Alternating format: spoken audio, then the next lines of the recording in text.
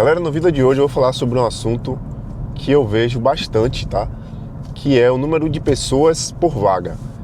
Com certeza vocês já devem ter visto posições que seguem esse modelo aqui, que eu vou colocar aí no vídeo.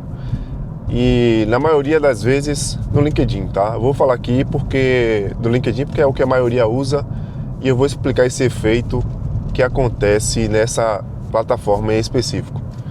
Antes de falar sobre isso, eu preciso introduzir vocês a um conceito das redes sociais, né? É um conceito que é o seguinte: toda vez que você posta um story ou uma foto no seu Instagram, certamente você vai ter 3 métricas principais, tá?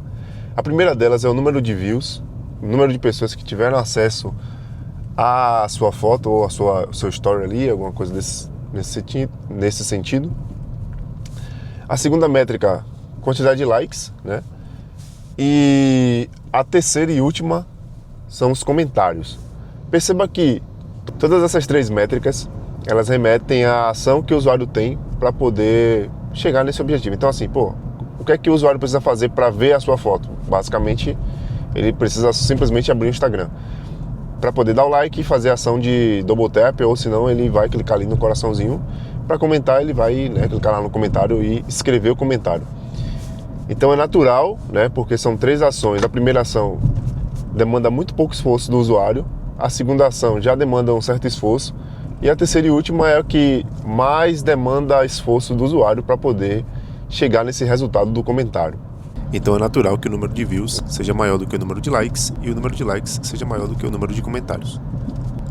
Tendo em mente essas 3 métricas, vamos falar agora sobre as posições do LinkedIn e o porquê que tem um número tão alto de aplicantes, entre aspas.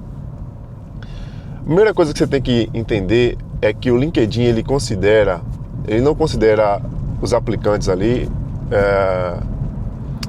Como é que eu posso dizer isso para vocês?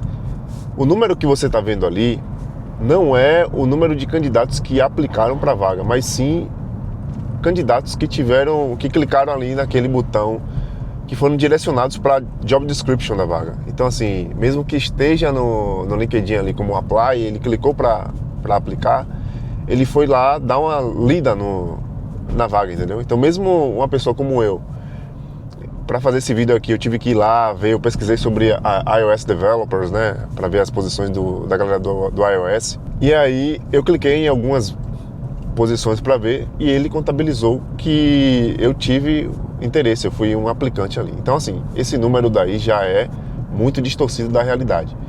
E um outro fator que é muito interessante também de vocês levarem em consideração é que o número de aplicantes ele vai ser definido também pela quantidade de impressões que essa vaga vai ter. Então se o LinkedIn decidir que aquela vaga ali, por algum motivo, ela vai precisar ser impressa para mais pessoas, certamente aquela vaga vai ter mais cliques ali no apply e certamente mais números de aplicantes, que não são aplicantes, são pessoas que clicaram naquele botão ali. Então perceba que você ter essa percepção de que aquele número é a realidade, é que, uma vaga de JavaScript hoje tem mil desenvolvedores para uma vaga só. Isso não é realidade, tá? E o mais importante disso tudo não é nem esse comportamento da plataforma, mas sim uma outra coisa que eu vou explicar para vocês aqui agora, que é o seguinte: imagine que você trabalha como desenvolvedor, Obviamente a maioria aqui do meu canal são desenvolvedores, e que você tem 3 empresas oferecendo a mesma posição, não a mesma posição, mas uma posição de trabalho, vou colocar assim. Você como desenvolvedor, você vai aplicar só para a primeira empresa, só para a segunda, ou você vai aplicar para as 3 empresas, entendeu? Então nas 3 empresas vai ter lá a sua candidatura. Então a gente vai ter 3 empresas, 3 posições com um candidato.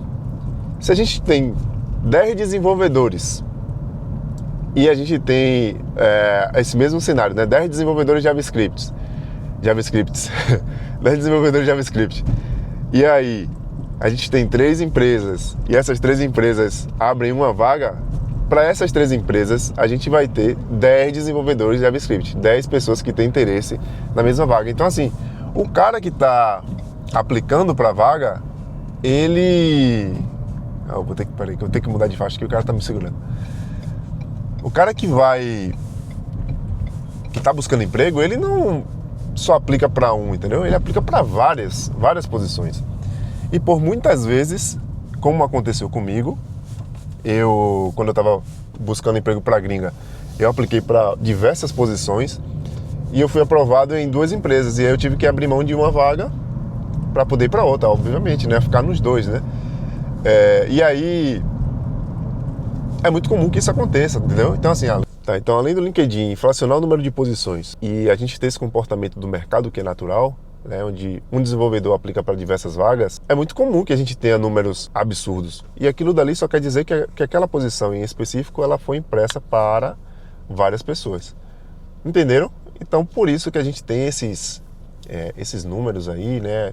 E uma outra interpretação também que eu vejo a galera fazendo, que é muito errada, que é pensar que uma linguagem tem essa relação de concorrência.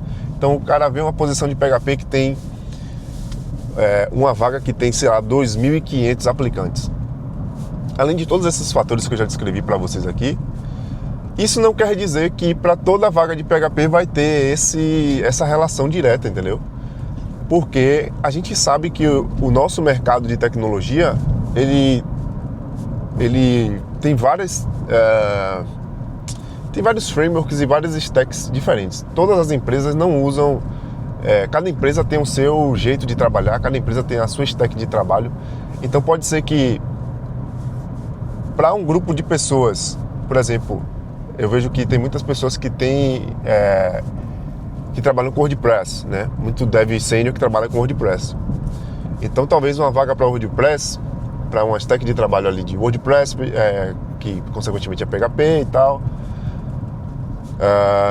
com uma série de outras linguagens juntas, pode ser que a gente alcance o maior número de pessoas. Mas se você colocar alguma coisa assim, meio que PHP com React, ou alguma combinação um pouco mais diferente disso daí, você já vai atingir outro grupo de pessoas.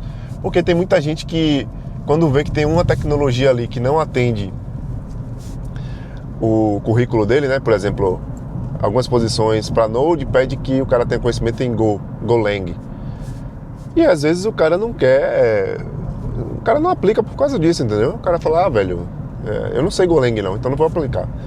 É um erro, ok, mas já é uma barreira de resistência. Entendeu? Eu acho que eu já passei aqui por diversos fatores para vocês, abrindo a cabeça de vocês a respeito dessas vagas aí, dessas posições que tem esse número absurdo de vagas.